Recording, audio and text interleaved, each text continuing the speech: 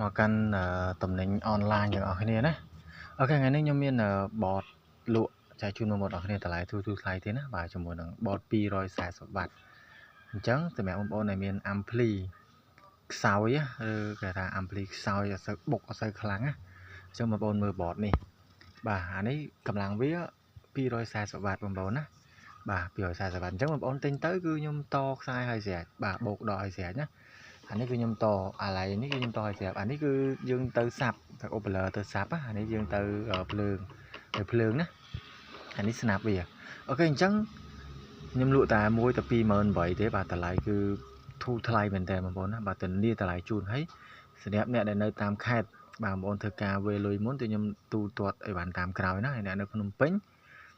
បានដតហើយចាំវេលុយក៏បានដែរណាអើយធូរថ្លៃមែនតើបងប្អូនណាបាទ240បតនេះខ្លាំងណាស់បងប្អូនសលេងជាតិនិយាយទៅអូនមាន ampli ខ្សោយជាពិសេសអ្នកដែលគាត់ប្រើ ampli D10 D100